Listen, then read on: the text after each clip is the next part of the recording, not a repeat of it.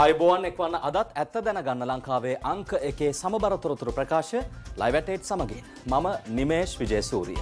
මම වින්ද්‍යා බාර්මගේ සුපුරුදු පරිදි අදත් මුලින්ම ප්‍රධාන පුවත් සිරස්තල. ගිනිගත් නැවේ ගැලවුම්කාර සමාගමේ කණ්ඩායමක් නෞකාවට ඇතුළු වෙයි. නැවේ කපිතාන්ට රටින් පිටවීම තහනම්. මීගමුවේ මාළු වෙළෙන්දෝ මාළු විකිණීම වෙනුවට මාළු යති. තරමලේ ප්ලාස්ටික් තිබුණා කියන මාළුවගේ මාළු තමයි මේ තියෙන්නේ. ඉතින් දැන් මම මේක කනවා. දැන් මං හිතන්නේ හැමෝම බලන් ඉන්නේ මැරලා වැටේද කියලා. කොවිඩ් නිසා අසාධ්‍ය වන රෝගීන්ගේ කැපී පෙනෙන වැඩිවීමක්. ඔක්සිජන් ඉල්ලුම 130කින් ඉහළට. ඔක්සිජන් මතේ යැපෙන රෝගීන් සංඛ්‍යාව 149යි. මැයි මාසේ 31 වෙනිදා වෙනකොට එම සංඛ්‍යාව 330ක් දක්වා ඉහළ ගිහිලා තියෙනවා. 50ක වැඩිවීමක් මේ දින 4 තුලදී. අද සිට මෙරටට ගුවන් ගමන් යලි ආරම්භයි. පළමු යානය කටාර් රාජ්‍යයෙන්. සුපිරි හෝටලයේ උපන්දින සාදයට එක් වූ තවත් 6 දෙනෙක් අත්අඩංගුවට.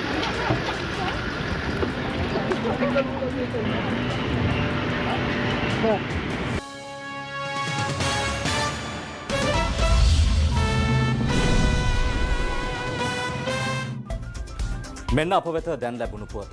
කොළඹ වරායට ආසන්න මුහුදේදී ආපදාවට ලක් වූ එක්ස්ප්‍රස් පර්ල් නෞකාව ගැඹුරු මුහුදට රැගෙන යාමට ජනාධිපති ගෝඨාභය රාජපක්ෂ මහතා උපදෙස් ලබා දී තිබෙනවා. අද පස්වරුවේ ජනාධිපති කාර්යාලයේ පැවති විශේෂ සාකච්ඡාවකදී ජනාධිපතිවරයා මේ උපදෙස් ලබා දී ඇති බවයි ජනාධිපති මාධ්‍යංශය තීරණය කළේ. මෙන්න නැවතත් එම දැන් ලැබුණු පුවත. කොළඹ වරායට ආසන්න මුහුදේදී ආපදාවට ලක් වූ එක්ස්ප්‍රස් පර්ල් නෞකාව ගැඹුරු මුහුදට රැගෙන යාමට ජනාධිපති ගෝඨාභය රාජපක්ෂ මහතා උපදෙස් ලබා දී තිබෙනවා. අද පස්වරුවේ ජනාධිපති කාර්යාලයේ පැවති විශේෂ සාකච්ඡාවකදී ජනාධිපතිවරයා මේ උපදෙස් ලබා දී ඇති බවයි ජනාධිපති මාධ්‍යංශය තීරණය කළේ. මේ පිළිබඳ වැඩිදුර තොරතුරු ප්‍රවෘත්ති ප්‍රකාශය අතරතුර බලාපොරොත්තු වන්න.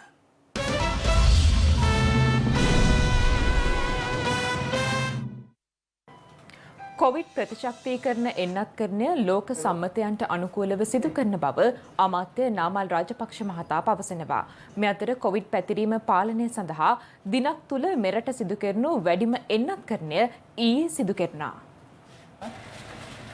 COVID-19 ප්‍රතිශක්තිකරණ එන්නත් කරන වැඩසටහනට අනුව ඊයේ දිනේදී පුද්ගලයන් 84565 දෙනෙකුට එන්නත ලබා දී තිබෙනවා. ඒ අතර සයිනෝෆාර්ම් එන්නත් පළමු මාත්‍රා 72887ක්, ස්පුට්නික් V එන්නත් මාත්‍රා 10157ක් සහ ඇස්ට්‍රාසෙනෙකා දෙවැනි මාත්‍රාවට අදාළව එන්නත් 1521ක්ද ඊයේ දින තුල පමණක් ලබා දී ඇති බවයි සෞඛ්‍ය අමාත්‍යාංශ දත්ත වාර්තා කරන්නේ. එය මෙරට එක් දිනක් තුල සිදු කළ වැඩිම එන්නත් කරණයයි. මේ අතර අදත් සෞඛ්‍ය අමාත්‍යාංශයේ මැදිහත් වීම මත එන්නත් කරන වැඩසටහන් දිස්ත්‍රික්ක 8ක් කේන්ද්‍ර කරගනිමින් සිදු කෙරුණා. මීට අමතරව ශ්‍රී ලංකා යුද හමුදාවේ මැදිහත්වීම මත සිදු කරන එන්නත් කරන වැඩසටහන්ද යාපනය, කොළඹ, ගම්පහ, කුරුණෑගල සහ මහනුවර යන දිස්ත්‍රික්කවල ක්‍රියාත්මක කෙරුණා.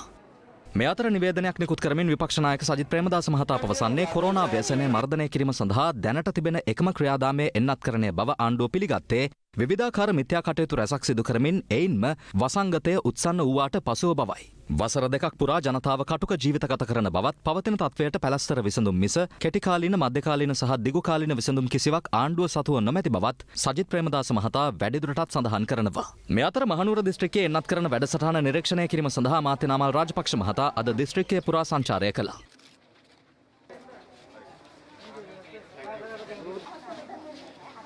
ආණ්ඩුව ජාත්‍යන්තර දෙක සාකච්ඡා කරලා රටවල් එක කතා කරලා මුදල් ටික වියදම් කරලා එන්නත් ටික ගෙනත් දුන්නාට පස්සේ එන්නත් කරන ක්‍රියාවලිය වැඩ කටයුතු තීන්දුව කරන්න ඕනේ සෞඛ්‍ය අමාත්‍යාංශය විසින්. ඉතින් ඔවුන් ගන්නා තීන්දුවට අනුකූලව අපිට කළ හැක්කේ ඒකට අවශ්‍ය පසුබිම නිර්මාණය කළ දෙන කාරණේ. no objection form එක දුන්නාම ඒක පැහැදිලි කරනවා. පැහැදිලි කළා Tamanට ඒ පිළිබඳ සැකයක් තියෙනවා නම් අස්සන්න නොකර යන්න පුළුවන්. ඒ කිසිම ප්‍රශ්නයක් නැහැ. අපි නෛතිකානුකූලව ලෝකයේ හැම රටකම අනුගමනය කරන ක්‍රමවේදය තමයි අනුගමනය කරලා තියෙන්නේ. මේ ලංකාවටවත් නුවරටවත් ආවෙන ක්‍රමවේදයක් නෙමෙයි. මේක තමයි ලෝකයේ අනුගමනය කරන ක්‍රමය. මේ අතර අද පෙරවරුවේ රජයේ ප්‍රවෘත්ති දෙපාර්තමේන්තුවේ පැවති කැබිනට් මාධ්‍ය හමුවේදීද එන්නත්කරණය පිළිබඳව කරුණු පැහැදිලි කෙරුණා. සාමාන්‍ය දේ තමයි තමන් ශල්‍ය කර්මයකට ගියා තමාගේ නෙක්සින් කියන්නේ එහෙම නැත්නම් ඊගා පුද්ගලයා අස්සම් කරනවා මෙන්න මේකට මේ කොන්දේසි වලට මේකට වාක්‍යය. ඒ වගේ ෆෝම් එකක් තියෙනවා. ඒ ෆෝම් එකේ අස්සම් කරනවා. ඒ අස්සම් කිරීම තමයි මේ කට්ටිය මේ පාවිච්චි කරන්න හොදන්නේ. මේක බලහත්කාරයෙන් එකක් පමණක් ගත්තයි තමන් කැමතියි කියලා පාවිච්චි කරන. ඉතින් මේක ඉතාමත්ම අවාසනාවන්ත තත්ත්වයක්. සයිනෝෆාර්ම් එන්නත බංග්ලාදේශයෙන් කැබිනට් මණ්ඩලයේ යෝජනා කරලා තියෙන තියෙනවා කැබිනට් මණ්ඩලය අනුමත වෙලා තියෙනවා ඩොලර් 10කට ලබා ගන්න. ඒ තීද්දී ශ්‍රී ලංකාවට ඩොලර් 15කට තමයි ලබා ගන්න කටයුතු කරලා තියෙන්නේ. ප්‍රසම්පාදන ක්‍රමය හරියාකාරව කෙරිලා තිබෙනවා නම් ඒ ප්‍රසම්පාදන ක්‍රමය තුල තමයි මේකට ගණන් තීන්දුව වෙන්නේ. මේ කතාව ඇත්තද බොරුද කියලා ලංකාවේ ආණ්ඩුවට ප්‍රකාශයක් කරන්න බෑ. ඒ කළ හැක්කේ චීන ආණ්ඩුවට පමණමයි. දැනගැනීම පිණිස කියන්න ඕනේ මේ දවස්වල සයිනෝෆාර්ම එන්නත ආජන්ටිනාව මිලදී අරන් තියෙන ඩොලර් 40කට, හංගේරියාව මිලදී අරන් තියෙන ඩොලර් 36කට, ඉතින් ශ්‍රී ලංකාවට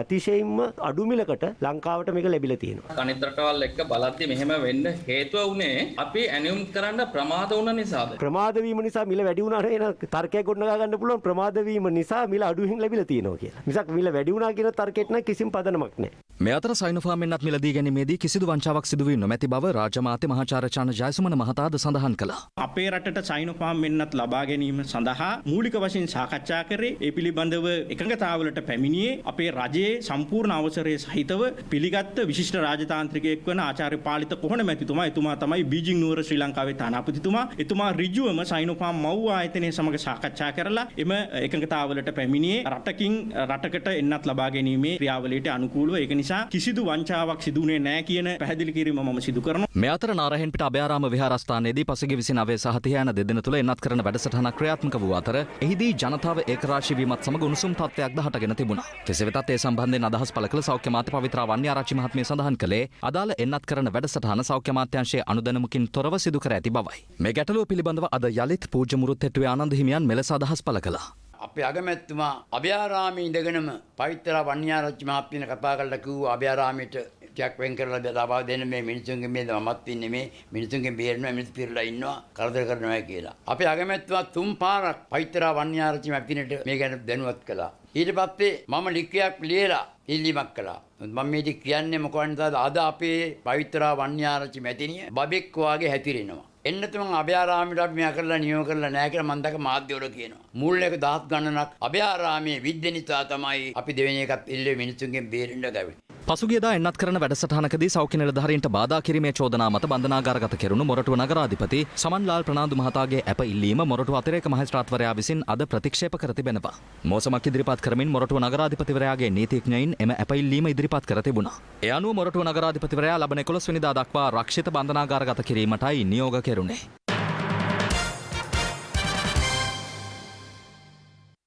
සංචරණ සීමා බලපැවැත්වෙන කාල සීමාව තුළ කොළඹ සුපිරි හෝටලයක පැවති උපන්දින සාදයට සහභාගී වූ බවට හඳුනාගත් තවත් 6 දෙනෙකු අද කොළඹ මහේස්ත්‍රාත් අධිකරණයට ඉදිරිපත් කළා. එහිදී අධිකරණය දැනුම් දුන්නේ ගොනු කර ඇති පැමිණිල්ල අසම්පූර්ණ බැවින් සැකකරුවන් හෙට යලි අධිකරණයට ඉදිරිපත් කරන ලෙසයි. මේ අතර සංචරණ සීමා සහ නිරෝධායන නීති කඩ කළ තවත් 1047 දෙනෙකු ඊයේ දිනේදී අත්අඩංගුවට ගෙන ඇති බව පොලිසිය පවසනවා. සංචරණ සීමා අතරතුර පසුගිය දිනක කොළඹ සුපිරි හෝටලයක පැවති උපන්දින සාදයට සහභාගී වූ බවට පොලිස් පරීක්ෂණවලදී හඳුනාගත් තවත් 6 දෙනෙකු අත්අඩංගුවට ගෙන තිබෙනවා. පොලිසිය පවසන්නේ කාන්තාවක් සහ පිරිමි පුද්ගලයන් 5 දෙනෙකු මෙලෙස අත්අඩංගුවට ගත් බවයි. අත්අඩංගුවට ගත් පිරිස කොළඹ මහේස්ත්‍රාත් අධිකරණයට ඉදිරිපත් කළ අතර එහිදී ගොනු කළ පැමිණිල්ල අසම්පූර්ණ බැවින් සැකකරුවන් හෙට දිනේ යලි අධිකරණයට ඉදිරිපත් කරන ලෙස දැනුම් දුන්නා. මේ සිද්ධිය සම්බන්ධයෙන් ඊයේ දින එක් සැකකරුවෙක් සහ සැකකාරියක් අත්අඩංගුවට ගනු ලැබුවා. අද දිනේදී සැකකරුවන් 5ක් සහ සැකකාරියක් අත්අඩංගුවට ගනු ලැබුවා. ඒ අනුව අත්අඩංගුවට ගෙන ඇති මුළු සංඛ්‍යාව 8 දෙනෙක් පමණ වෙනවා. සැකකරුවන් 6ක් සහ සැකකාරියන් 2 දෙනෙක්. තවදුරටත් මේ සම්බන්ධව ඉතිරි සැකකරුවන් සොයා විමර්ශන පැවැත්වෙමින් පවතිනවා. ඒ වගේම විශේෂ කණ්ඩායමක් මේ සඳහා යොදවා තිබෙනවා. මේ අතර සංචරණ සීමා සහ නිරෝධායන නීති කඩ කළ තවත් පුද්ගලයන් 1047 දෙනෙකු ඊයේ දිනේදී පොලිස් අත්අඩංගුවට පත්ව තිබෙනවා. පොලිසිය පවසන්නේ නිරෝධායන නීති ක්‍රියාත්මක කළ කාලය තුල දිනකදී අත්අඩංගුවට පත් වැඩිම පිරිස මෙය බවයි.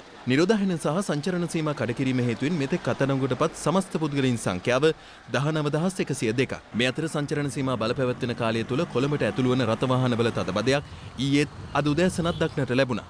එම රථවාහන තදබදය සහ සංචරණ සීමා සම්බන්ධයෙන් අද උදෑසන පත්තරේ වැඩසටහනෙන්ද විමසා බැලුවා. ඉදිරියේදී සංචරණ සීමා 7 වෙනිදායින් එහාට අරගෙන යන්නට වේද නැත්නම් අපිට 7 වෙනිදා අලුයම සංචරණ සීමා ලිහිල් කරන්න පුළුවන්කම ලැබේද? දැනට තිබෙන තත්ත්වයේ යටතේ රංගන 7 වෙනිදා දක්වා තමයි මේ අවසන් තීරණ ගනු ලැබිය 7 වෙනිදා දක්වා පමණක් මේ සංචාරන සීමාවන් පවත්වාගෙන යනවා කියලා. අද ඇවිල්ලා තවම පළවෙනිදා තව දින 6ක් තිබෙනවා. ඉදිරියේදී පැවැත්වෙන සාකච්ඡාවේදී මේ නැවතවත් සාකච්ඡා කරනු ලබයි. එෙහිදී නිසි තීරණයක් ගනු ලබයි කියලා අපිට බලාපොරොත්තු වෙන්න පුළුවන්. ඊයේ දවසේ වාහන තදබදයක් දක්නට ලැබුණා. සංචාරන සීමා ක්‍රියාත්මක වන අතරතුරේදී වාහන 3540 ගණනාවක් නිකරුණේ ආව කියලා හොයාගෙන තියෙනවා. ඒ හොයාගත්ත ප්‍රමාණය මේකත් එක්ක මේ සංචාරන සීමා තුලදී අපි බලාපොරොත්තු වෙන ඉලක්කයට යාමට නොහැකි වීමේ අවදානමක් මතුවෙනවා නේද?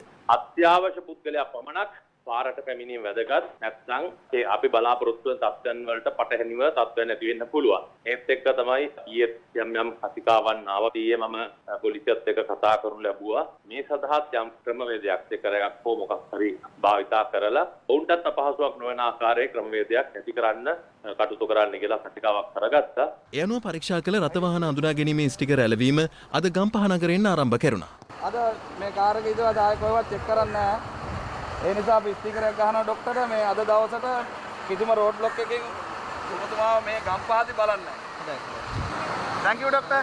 මේ අතර සංචරණ සීමා පැනවීම හේතුවෙන් අසරණ වූ ජනතාවට ස්වර්ණවාහිනියේ මැදිහත් වීමෙන් සිදු කරන ආහාර පාර්සල් ලබා දීම අදත් සිදු කෙරුණා. ඒ ගම්පහ නගරය කේන්ද්‍ර කරගනිමින් ඒ සඳහා කෙරවලපිටිය ප්‍රදේශයේ ව්‍යාපාරික මහතෙකු දායකත්වයේ ලබා දී තිබුණා. මතක් කරන්නට ඕන බස්නාහිර පළාත භාර ජ්‍යෙෂ්ඨ නියෝජ්‍ය පොලිස්පති දේශබන්දු තෙන්නකෝන් මහතාගේ උපදෙස් පරිදි අද මේ විදිහට පොලිස් නිලධාරී මහතුන් අපට මේ කටයුත්තට සහයෝගය ලබා දෙනවා. මේ අතර සංචරණ සීමා බලපැවැත්වූ කාලය පුරාම විවිධ ස්ථානවල මත්පැන් වැඩිමිලට විකිණීම් වාර්තා වුණා. ඒ පාලනය කිරීමේ පියවරක් ලෙස දැනට වසා ඇති මත්පැන්හල් මුද්‍රා තැබීමට ගත් තීරණයට අනුව අදත් ප්‍රදේශ රැසක මේ සඳහා සුරාබදු නිලධාරීන් පියවර ගත්තේ මෙලෙසින්.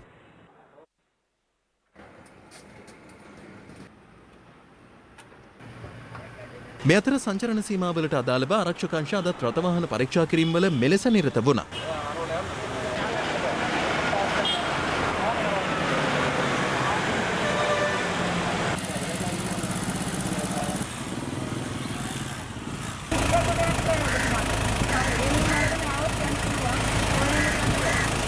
සංචරණ සීමා කඩ කරන පුද්ගලයන් සොයා අද මේ ඩ්‍රෝන කැමරා මෙහෙයුම ක්‍රියාත්මක වුණේ මහරගම පොලිස් බල ප්‍රදේශය තුලයි.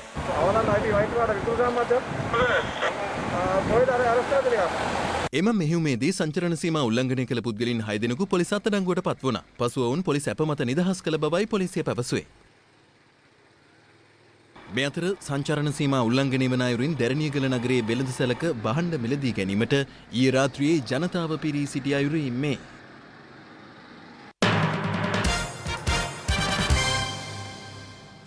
රට තුළ අත්‍යවශ්‍ය භාණ්ඩවල කිසිදු හිඟයක් නොමැති බව වෙළඳ අමාත්‍ය ආචාර්ය බන්දුල ගුණවර්ධන මහතා පවසනවා. අද පෙරවරුවේ පිටකොටුව තොග වෙළඳසැල්වල නිරීක්ෂණයට එක්වෙමින් අමාත්‍යවරයා මේ බව සඳහන් කළා. අත්‍යවශ්‍ය භාණ්ඩ වර්ග නිවෙස් වෙත රැගෙන ගොස් අලෙවි කිරීමේ වැඩපිළිවෙල මේ වන විට ක්‍රියාත්මක වනවා. තොග සහ ජංගම වෙළඳුන්ට අවශ්‍ය එළවලු සහ පළතුරු ලබා ගැනීමට ආර්ථික මධ්‍යස්ථාන පසුගිය දෙදින පුරා විවෘතව තිබුණු අතර දිවයිනේ සියලු ආර්ථික මධ්‍යස්ථාන අද සහ හෙට වසා තිබෙනවා. යලි ඒවා විවෘත වන්නේ ලබන 3 වන දින සහ 4 වන දෙදින තුල. කෙසේ වෙතත් පෑලියගොඩ මැනින් වෙළඳ පොළට අද පෙරවරුවේ වෙළඳුන් ඇතුළු පිරිසක් පැමිණ තිබුණේ එය අද පෙරවරුවේ විවෘතව තිබෙන බවට ලද තොරතුරකට අනුවයි. ඇයි අද ඔයගොල්ලෝ ආවේ? මේක අරනවා කියලා කිව්වේ ඒක ආවේ. කවුද අරනවා කිව්වේ? එතන තමයි කිව්වේ අරනවා කියලා. අද වරුවක් දෙනවා කියලා කිව්වා. කොන්ටම යන්න බෑ මේ ඉන්නේ හැමෝන්ටම. දෙන්නෙක් ගියා බඩු ටික පැටවුවා ඉවර කරා වැඩි. පසුව පොලිසිය පැමිණ මැනින් වෙළඳපොළ තුල ගබඩා කර ඇති එළවලු පිටතට ගැනීම සඳහා පමණක් එය විවෘත කිරීමට පියවර ගත්තා. බඩු මෙතන විකුණලා ලෑස්ති වෙනවා කවුරුත්. ඔබතුමාලා උදව්වක් කරන්නේ. අරගෙන ගිහින් ගමකට ගිහින් විකුණ ගන්න පුළුවන්. මේ අතර වෙළඳ අමාත්‍ය ආචාර්ය බන්දුල ගුණවර්ධන මහතා ඊයේ පස්වරුවේ මීගොඩ ආර්ථික මධ්‍යස්ථානයේ නිරීක්ෂණ චාරිකාවක නිරත වුණා. අද පෙරවරුවේ අමාත්‍යවරයා පිටකොටුව 3 වන සහ 4 වන හරස් වීදිවල තොග වෙළඳසැල් පරීක්ෂාවකද නිරත වුණා. කිසිම අත්‍යවශ්‍ය පරිභෝජන භාණ්ඩයක හිඟයක් නැහැ. සියලුම භාණ්ඩ තව මාසයකට වඩා වැඩි ප්‍රමාණයකට තොග රැස් කරලා තියෙනවා. ඒක නිසා තොගවල කිසිදු හිඟයක් නැහැ. පාරවල් අයිනින් ඉඳගෙන මේ බෙල්දම් කටයුතු කරන්න සම්පූර්ණ තහනම් අපි බලපත්‍රය අනිවාර්යයෙන්ම අවලංගු කරනවා.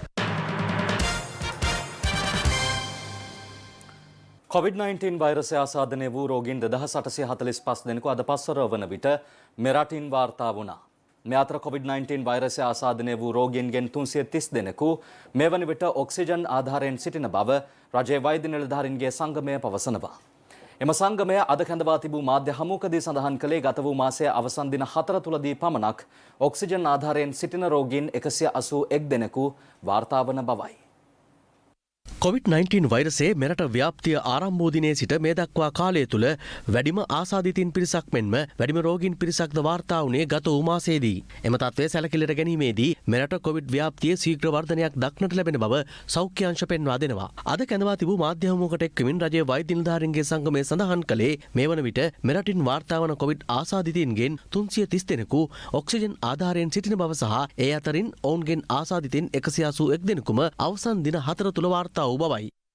මේ වෙනකොට මේ රටේ සක්‍රීය රෝගීන් සංඛ්‍යාව 33140ක්. ඒතර මේ 33140න් මේ වෙනකොට 17502ක් ප්‍රතිකාර ලැබෙමින් පවතිනවා රාජ්‍ය අංශයේ. ඒ වගේම පෞද්ගලික අංශයේ ආරක්ෂක අංශවලත් එකතු වෙමින් ප්‍රතිකාර ලබන මධ්‍යස්ථානවල ඉන්නවා ආසන්න වශයෙන් 6800ක්. එතකොට මේ දෙකේ එකතුව ගත්තාම සක්‍රීය රෝගීන් සංඛ්‍යාවත් අතර පරතරයේ තියෙනවා රෝගීන් 8000ක්. ඒතර මේ රෝගීන් 8000 පැහැදිලිවම ප්‍රතිකාර අංශවල නෙවෙයි නම් ඉන්නේ. ඔවුන් ඉන්නේ බාහිර පරිසරයේ. මැයි මාසේ 27 වෙනිදා වෙනකොට ඔක්සිජන් මත යැපෙන රෝගීන් සංඛ්‍යාව 149යි. මැයි මාසේ 31 වෙනිදා වෙනකොට එම සංඛ්‍යාව 330ක් දක්වා ඉහළ ගිහිලා තියෙනවා. 150ක වැඩිවීමක් මේ දින 4 තුලදී. අපි කොයි පැත්තටද යන්නේ කියන එක ඔබට වටහා ගත යුතුයි. මේ අතර කොවිඩ් පාලන කටයුතු වලදී මතුවන ගැටලු කිහිපයක් මුල් කරගනිමින් ඒකාබද්ධ සෞඛ්‍ය සේවක සංගමය අද දහවල් 12 සිට රෝහල් කිහිපයකදීම විරෝධතාවල නිරත වුණා. ආදේශක සහෝදර සහෝදරයෝ මේ වෙනකොට දින 180 සම්පූර්ණලා අවුරුදු දෙකමාර දෙකකට කිට්ටු වෙන ගත වෙලා තියෙනවා. හැබැයි එයාලා ස්ථිර කරන්න නැතුව තියාගෙන ඉන්නවා. එයාලා විශාල ප්‍රමාණයක් මේ වෙනකොට කොවිඩ් ඇදිලා ගෙවල් වල ඉන්නවා. ඒ ගෙවල් වල ඉන්න දින 14ට වැටුප් ගෙවන්නේ නැහැ. ඉතින් ඒක බරපතල ගැටලුවක්. මොකද එයාලා බස් එකේ හරි කොහේ කියලා කොවිඩ් හදාගෙන ආවිල්ලා නෙමෙයි. රෝහල ඇතුළේ රෝගීන්ට සත්කාර කරන්න ආවිල්ලා තමයි කොවිඩ් හදාගෙන තියෙන්නේ. ඒ අතර ඊයේ දිනේදීත් මෙරටින් COVID-19 ආසාදිතයින් 2912 දෙනෙක් වාර්තා වුණා. ඔවුන්ගෙන් ආසාදිතයින් 490ක් කොළඹ දිස්ත්‍රික්කයෙන් හඳුනාගත් අතර ගම්පහ දිස්ත්‍රික්කයෙන් ආසාදිතයින් 322ක් සහ මහනුවර දිස්ත්‍රික්කයෙන් ආසාදිතයින් 261ක් වාර්තා වී තිබෙනවා. එමෙන්ම කළුතර දිස්ත්‍රික්කයෙන් ආසාදිතයින් 260ක් හඳුනාගත්තා. එමෙන්ම COVID-19 ආසාදනීය රෝගීන් 43 දෙනෙකු මිය ගිය බව සෞඛ්‍ය සේවා අධ්‍යක්ෂ ජනරාල්වරයා විසින් ඊයේ නිවේදනය කළා. එම මරණ ගත වූ මාසයේ 20 වෙනිදා සිට ඊයේ දවස දක්වා වාර්තා වී තිබුණා. ඊයේ පමණක් සිදු වූ මරණ ගණන 4ක්. එලෙස මිය ගිය අය අතර අවුරුදු 24ක් වයසැති තරුණියක්ද වන අතර ඇගේ මරණය සිදුව තිබුණේ නිවස තුලයි. ඊයේ වාර්තා වූ මරණ 43ත් සමග මෙරටින් වාර්තා වන සමස්ත මරණ සංඛ්‍යාව 1484ක් දක්වා ඉහළ ගියා. මේ අතර යටියන්තොට සෞඛ්‍ය වෛද්‍ය නිලධාරී බල ප්‍රදේශයට අයත් යටියන්තොට, ගරාගොඩ, තැලිගම සහ පනාවත් යන ප්‍රදේශවල කරන ලද PCR පරීක්ෂණ 60කින් COVID-19 වෛරසයේ ආසාදනීය රෝගීන් 30 දෙනෙකු හඳුනාගත්තා. එම රෝගීන් අතර අවුරුදු 3ක් වයසැති දියණියක් වනවා. බගවන්තලාව සෞඛ්‍ය වෛද්‍ය නිලධාරී කොට්ටාශයේද තවත් ආසාදිතයින් 27 දෙනෙකු හඳුනාගත් අතර එම බල ප්‍රදේශයෙන් මේ වන විට හඳුනාගෙන ඇති ආසාදිතයින් සංඛ්‍යාව 553ක්. ලක්ෂපාන මොරහේනගම ප්‍රදේශයේ පවත්වාගෙන යන ඇඟලුම් කර්මාන්ත ශාලාවකින්ද ආසාදිතයින් 34 දෙනෙකු හඳුනා ගැනීමත් සමග එම කර්මාන්ත ශාලාව තාවකාලිකව වසා දැමීමට සෞඛ්‍ය අංශ පියවර ගත්තා. මේ අතර කොවිඩ් ආසාදිත භික්ෂුන් වහන්සේ සඳහා පමණක්ම වෙන් වූ විශේෂ ප්‍රතිකාර මධ්‍යස්ථානයක්ද අද මහනුවරදී සෞඛ්‍ය අමාත්‍යාංශය වෙත බාර දුන්නා. මහනුවර ප්‍රධාන පෙළේ හෝටල් පරිශ්‍රයක මෙම ප්‍රතිකාර මධ්‍යස්ථානය ස්ථාපනය කෙරුණේ මල්වතු අස්කිරි මහා නාහිමියරුන්ගේ උපදේශකත්වයෙන් සහ ශ්‍රී දළදා මාලිගාවේ දායකත්වයේ ඇතිවයි. මෙම ප්‍රතිකාර මධ්‍යස්ථානය දැඩිසත්කාර ඒකකයකින්ද සමන්විත වන අතර ඊට අවශ්‍ය සියලු උපකරණ සහ ගිලන් රථයක් ලබා දී තිබුණේ ශ්‍රී දළදා මාලිගාවේ මැදිහත් වීමෙන්. මේ අතර ගුවන් තොටුපළ යලි විවෘත කිරීමත් සමග පළමු කණ්ඩායම අද මත්තල ගුවන් තොටුපළින් දිවයිනට පැමිණියා. කටාරී සිට එලෙස පැමිණ තිබුණේ විදෙස් නාවික කාර්යමණ්ඩල සමාජිකයින් පිරිසක්. මේ අතර මාතලේ ප්‍රදේශයේදී රුපියල් 5000 සහනාධාර බෙදා දීමේ වැඩසටහනක් ක්‍රියාත්මක කෙරුණා. එම අවස්ථාවට විශාල පිරිසක් සහභාගී වී සිටියවරු දක්නට ලැබුණු අතර පිරිසක් ඒ අසලම විරෝධතාවකද නිරත වුණා. ඒ Tamanට එම සහනාධාරය නොලැබුණු බව පවසමින් ගිය පාර අපිට ලැබුණා, මේ පාර මොනවත් නැහැ. ඉන්දියාවෙන් වාර්තා වන දෛනික ආසාදිතයින් සංඛ්‍යාව ක්‍රමෙන් පහත බසමින් පවතින බව විදෙස් මාධ්‍ය වාර්තා කරනවා. මේ අතර COVID-19 වෛරසයේ නව ප්‍රභේද කිහිපයක් ග්‍රීක අකුරු වලින් නම් කිරීමට ලෝක සෞඛ්‍ය සංවිධානය අද පියවර ගත්තා. චලිත අවධානය දේශීය පුවත් වෙත. කොළඹ වරායට ආසන්න මුහුදේදී ආපදාවට ලක් වූ එක්ස්ප්‍රස් පර්ල් නෞකාව ගැඹුරු මුහුදට රැගෙන යන ලෙස මෙවන විට ජනාධිපති ගෝඨාභය රාජපක්ෂ මහතා උපදෙස් ලබා දී තිබෙනවා. මේ අතර ගිනි ගැනීමට ලක් වූ MV එක්ස්ප්‍රස් පර්ල් නෞකාවේ කපිතාන්වරයා ඇතුළු තිදෙනෙකුට රටින් පිටවීම වළක්වාලමින් කොළඹ මහේස්ත්‍රාත් අධිකරණයෙන් අතුරු තහනම් නියෝගයක්ද අද නිකුත් කළා. පසුගිය මස 20 වනදා සිට වරින්වර ගිනිගනිමින් පැවති MV එක්ස්ප්‍රස් පර්ල් නෞකාවේ ගින්න මේ වන විට පාලනය කර ඇති අතර නෞකාවට සිසිලන කටයුතු සිදු කෙරෙන බවයි නාවික හමුදාව පැවසුවේ. දින 12ක කාලයක සිට වරින්වර නෞකාවේ ගින්න දිස් වූයේ මෙලෙසින්.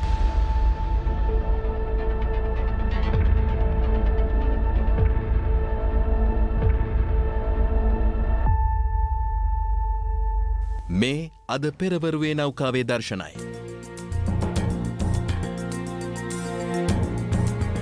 නෞකාවේ පසුපස කොටසේ යම්කිසි ගිලා බැස්මක් දක්නට ලැබුණු අතර ඒ පිළිබඳව සොයා බැලීම සඳහා නාවික හමුදා කිමිදුම් කණ්ඩායමක්ද යොදවනු ලැබුවා. මේ අතර අද දහවල් පළමුවරට ගිනිගත් නෞකාවට ඇතුළු වීමට එහි මුදා ගැනීමේ කටයුතු සිදු කළ සිංගප්පූරුවේ සහ නෝර්වේ මුදා ගැනීම් කණ්ඩායම් සමාජිකින් පිරිසක් කටයුතු කළා. එහිදී නෞකාවේ තත්ත්ව පරීක්ෂණයක් සහ තක්සේරුවක් සිදු කිරීමට නියමිතයි. මේ සම්බන්ධයෙන් ඡායාරූප කිහිපයක් සමගින් ට්විටර් පණිවිඩයක් නිකුත් කළ ඉන්දියා මහ කොමසාරිස් කාර්යාලය පැවසුවේ ඉන්දියාවේ සහ ශ්‍රී ලංකාවේ සාමූහික ප්‍රයත්නයේ ප්‍රතිඵල ඡායාරූප වලින් විද්‍යාමාන වන බවයි. එමෙන්ම නෞකාවේ ගින්න නිවා දැමූ බවත් නිල වශයෙන් එම පණිවුඩයේ සඳහන් වනවා. අදාළ සිද්ධිය සම්බන්ධයෙන් නීතිමය කටයුතු මේ වන විටත් සිදුවන අතර පොලිස් මාධ්‍ය ප්‍රකාශක නියෝජ්‍ය පොලිස්පති නීතිඥ අජිත් රෝහණ මහතා පැවසුවේ කපිතාන්වරයා ඇතුළු කාර්ය මණ්ඩලයේ 7 දෙනෙකුගෙන් ප්‍රකාශ ලබාගෙන මූලික විමර්ශන සම්පූර්ණ කරගෙන ඇති බවයි.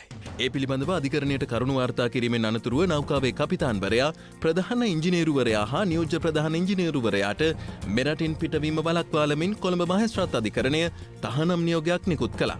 නෞකාවේ ගින්නත් සමග එහි තිබූ ප්ලාස්ටික් සහ රසායනික ද්‍රව්‍ය දිවයිනේ බටහිර සහ දකුණු වෙරළ තීරයන් වෙතට පැමිණි අතර ඒවා ඉවත් කිරීමේ කටයුතු ආරක්ෂක අංශ මගින් අද දිනේදීත් සිදු කරනු ලැබුවා. හැමෝම දන්නා යම්කිසි පරිසර හානියක් සිද්ධ වුණා සමුද්‍රීය පරිසර ආරක්ෂණ අධිකාරිය විදිහට අපි මේක පුළුවන් තරම් හැකිතරම් දුරට යථා තත්ත්වයට පත් කරන්න බලනවා උත්සාහ ගන්නවා. එහිදී අපි මූලිකවම කරන්නේ මේ සිදුවලා තියෙන පරිසර හානිය යථා තත්ත්වයට පත් කරන ඉක්මනින් කඩිනම් සහ විධිමත් පරිසර පිරිසුදු කිරීම. එහිදී අපි දිනපතාම ෂෝලයින් ඇසස්මන්ට් එකක් කියලා අපි වෙරළ තීරය සමීක්ෂණයක් කරනවා. එහිදී සලකා බලනවා මොන පරිසර පද්ධතිද කොයි වෙරළ තීරෙන්ද වැඩිපුර අපවිත්‍ර වෙලා තියෙන්නේ කියලා. තාමත් විධිමත් සෞඛ්‍ය ආරක්ෂිත මේ ක්‍රමවේදයෙන් අනුගමනය කරමින් එම ද්‍රව්‍ය බැහැර කිරීම සිදු කරනවා. මේ අතර අද පැවති කැබිනට් තීරණ දැනුම් දීමේ මාධ්‍ය හමුවේදීද මාධ්‍යවේදීන් නෞකාවෙන් වූ පරිසර හානිය විමසා සිටියා. තොරතුරු ලැබෙන ආකාරයට රසායනික ද්‍රව්‍ය මුහුදට කාන්දු වීම නිසා ලුණු නිෂ්පාදනය කිරීමේ දුෂ්කරතාවයක් මතුවලා තිබෙනවාය. ඒ නිසා ලුණු හිගයක් අනාගතයේ ඇතිවීමට ඉඩ තිබෙනවායි කියලා කටකතාවක් පැතිරී තිබෙනවා කියලා වාර්තා වුණා. නමුත් ලුණු ලේවායන්ගේ ලුණු නිෂ්පාදනයේට මෙතෙක් ඒ නැවේ රසායනික ද්‍රව්‍ය මුහුදට කාන්දු වීමෙන් බලපෑමක් කෙල්ල වෙලා නැහැ. මෙවන් පසුබිමක ලංකා ලුණු සමාගමද අදත් මාධ්‍ය හමුවක් ඇඳවමින් පැවසුවේ ජනතාවට ලුණු සම්බන්ධයෙන් බියක් ඇති කරගත නොගත යුතු බවයි. ලුණු නිෂ්පාදනය කරලා අතිරික්තයකුත් තියෙනවා පැකට් නිෂ්පාදනය කරන්න අතිරික්තයක් තියෙනවා මට ගැටලුව එක නෙමෙයි. මේ වෙලාවේ මහා අධික මිලට ලුණු පැකට් විකුණනවා කියලා ආරංචියක් තියෙනවා. බොහොම කනගාටුයි. ජරාලුණු සවුත් ලුණු තියෙන අය මේ වෙලාවේදී ඒ අයගේ ලුණු ටික විකුණ ගන්නවා අධික මිලකට. මම පැහැදිලිවම කියනවා ගන්න එපා අධික මිලට. ගහෙන් වැටුණු මිනිහට ගොනා ඇන්න වගේ වැඩ කරන්න හොඳ නෑ. එමෙන්ම රයිගම් සමූහ ව්‍යාපාරානුබද්ධ ලුණු සමාගමේ සභාපති ආචාර්ය රාවී ලියනගේ මහතාද මේ සම්බන්ධයෙන් මෙලෙස අදහස් පළ කළා. රයිගම් සමූහ ව්‍යාපාරය අපේ ලුණු සමාගම් 4ක් ත්‍රිකුණාමලය, පුත්තලම, අම්බන්තොට ප්‍රදේශවල ක්‍රියාත්මක වෙනවා. මේ කිසිම දෙයකින් අපිට අවශ්‍ය ප්‍රමාණයට ලුණු මේ හැමතැනින්ම අපිට අවශ්‍ය ප්‍රමාණයට ලුණු තොග ලබා දෙන්න පුළුවන්. මේ වන විට නෞකාව ගිනිගත් ප්‍රදේශයේ පමණක් තවදුරටත් දීවරයින්ට අවදානම් කලාපයක් කර තිබෙන අතර සෙසු මුහුදු ප්‍රදේශවලට දීවරයින්ට ගමන් කිරීමට අවසර ලබා දී තිබෙනවා. කෙසේ වෙතත් නෞකාවෙන් මුහුදට එකතු වුණු ප්ලාස්ටික් හේතුවෙන් ජනතාව තුළ මත්ස්‍ය පරිභෝජනය සම්බන්ධයෙන් දෙගඩියාවක් ඇති වී තිබුණා. මේ හේතුවෙන් මීගමුව කලාපයේ දීවරයින් දීවර කටයුතු සිදු කර එම මත්ස්‍යයන් ඔවුන් විසින්ම පිළියෙල කළ ආහාරයටගෙන ඒවා පිළිබඳ ජනතාවට සහතිකයක් ලබා දීමට කටයුතු කළේ මෙලෙසින්. කිසි දෙයකට බයක් නැහැ. මොකද අපි දන්නවා මේක කිසිම විෂක් නැහැ කියලා. ඒක කිසි දෙයකට බය නැහැ.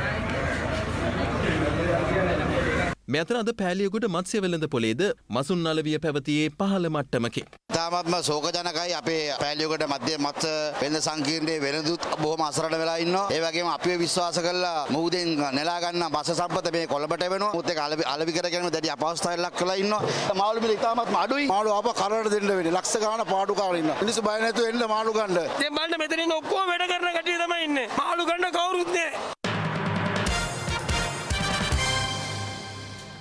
මේ අතර ගිනි ගැනීමට ලක් වූ නෞකාව සම්බන්ධයෙන් පක්ෂ විපක්ෂ දේශපාලනඥයින්ද අද අදහස් පළ කළා.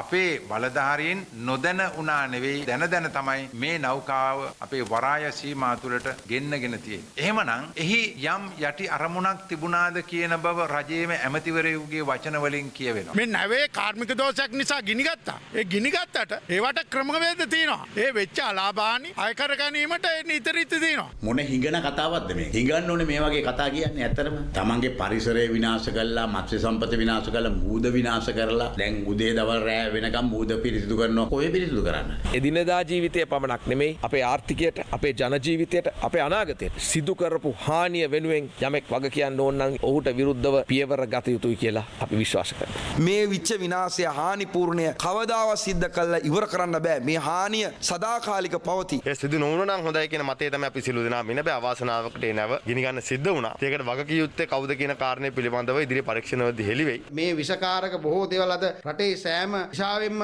එළියට එනවා. ඒ වටා ඉන්න කර්මාන්ත විවිධ වාසි ලබලා සතුටු වෙන්න පිරිසක් ඉන්නවා. එයයි විසින් දැන් මේ දවස්වල විශාල මතයක් නිර්මාණය කළා ලුණු හිඟයක් ඇති වෙනවා කියලා. ඒ පිළිබඳ සම්පූර්ණ වගකීම රාජ්‍ය සංස්ථා විසින් බාර ගන්නවා. මේවා ගැන අමුතුවෙන් කතා කරන්න දෙයක් නැහැ. අපිට කියන්න තියෙන්නේ අර වියත්මගේ පහුගිය කාලේ යටිගිරියෙන් කෑ ගහගෙන ගියේ අනේ දැන් ඔබතුමන්ලා ඔය ආණ්ඩුවේ රෙදි ඇඳගෙනද වාඩි වෙලා ඉන්නේ කියන එක තමයි අහන්න වෙලා තියෙන්නේ. ජාත්‍යන්තර වරායකට නැවක් ඇතුල් වෙන්නේ ඒ රටේ ආණ්ඩුව ගන්න කැබිනට් තීරණයක් අනුව හෝ එදා රෑ ආණ්ඩුව ගහන ගැසට් එකක් අනුව නෙවෙයි. පොදු සම්මතයන් තියෙනවා ලෝකේ ජාත්‍යන්තර ගුවන් ගමන් සහ ජාත්‍යන්තර නාවික ගමනාගමනයන් සම්බන්ධ. ඒ අනුව තමයි මේ නැව කොළඹ වරායට සෙන්නේ. ඔබ නැවතත් ලයිව් එකේත් සමගින්.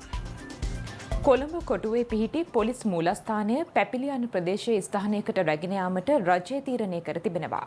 අද පැවති කැබිනට් තීරණ දැනුම් දීමේ මාධ්‍ය සාකච්ඡාවේදී මේ බව අනාවරණ වුණා.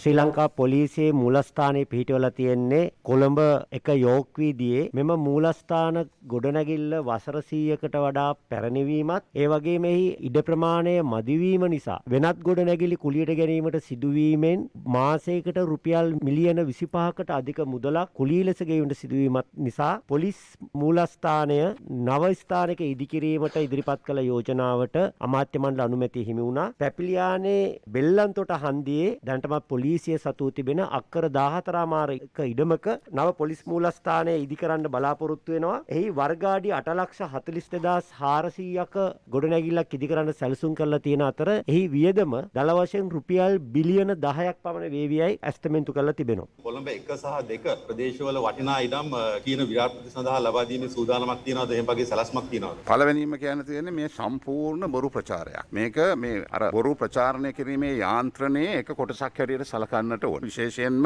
නාගරික සංවර්ධන ආයතනයේ ලංකාවේ පාවිච්චි වෙන්නේ නැති ඉතාමත්ම අවාසනාවන්ත ලෙස දි รา පත් වෙලා බැටිලා තියෙන ගොඩනැගිලි සහ ගණනාවක් ඒ පත්‍රිකාව හරහා ඉදිරිපත් කරලා තියෙනවා. නැවත ප්‍රතිසංස්කරණය කරලා රටේ ඵල ප්‍රයෝජනයක් වෙන ආදායමක් ලබන ආයතන බවට පරිවර්තනය කරන්න. යම් අදහසක් පළ වෙනවා මේ චීනයේ නගරවල තියෙන කැලිකස වලට යුරියා මිශ්‍ර කිරීමෙන් සාධන කොම්පෝස්ට් තමයි මේ ආනයනය කරන්න යන්නේ කියලා. මට අමාරුයි මෙතන ඉඳගෙන ඔය ගොසිප් වලට උත්තර දෙන්න. ලංකාව ගන්න තාමත්ම දැඩි තීන්දුවක් මේක. ඒකට බාධා කරන්නට ඒක කඩාකප්පල් කරන්නට ඉතාමත්ම සංවිධානාත්මක ලෙස කරන වැඩපිළිවෙලක් හැටියට මම දකින්නේ. මේකට දෙන්න තියෙන උත්තරේ ඒකයි. මේ කුණු කසල චීනේ කුණු එක්කාසු කරලා වෙනවා කියන ඒවා අපේ බාලාංශ කතා හැටියටයි මට කියන්න සිද්ධ වෙන්නේ.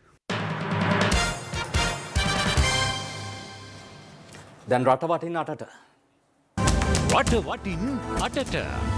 විශේෂ කාර්ය බලකාය විසින් කළ සෝදිසියකදී වැල්ලම්පිටිය මෙගොඩ කොළන්නා ප්‍රදේශයේ නිවසක තිබී කේරළ ගංජා කිලෝ 129යි ග්‍රෑම් 25ක් සමග සැකකරුවෙක් අත්අඩංගුවට ගෙන තිබෙනවා. පොලිස් මාධ්‍ය ප්‍රකාශක නියෝජ්‍ය පොලිස්පති නීතිඥ අජිත් රෝහණ මහතා පැවසුවේ සැකකරු 37 වෙනිදි දෙමටකොඩ වේරුවන ප්‍රදේශයේ පදිංචිකරුවෙක් වන බවයි. විශේෂ කාර්ය බලකායේ සූර්යව කඳවුරේ නිලධාරීන්ට ලද තොරතුරකට අනුව පසුගියදා සෙවණගල පොලිස් වසමේ නුගේගලයාය ප්‍රදේශයේ වැටලීමක් සිදු කළා.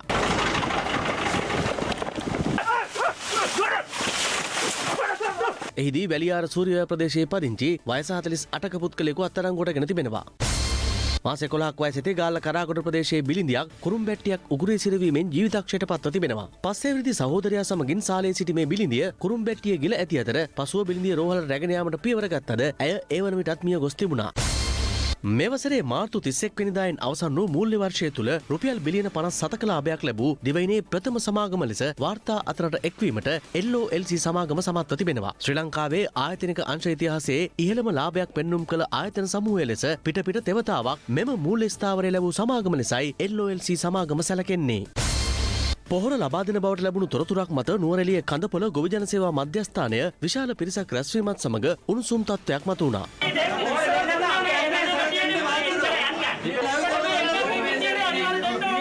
තත්ත්වය පාලනය කිරීමට පොලිසිය කැඳවීමටයි සිදු වුණේ.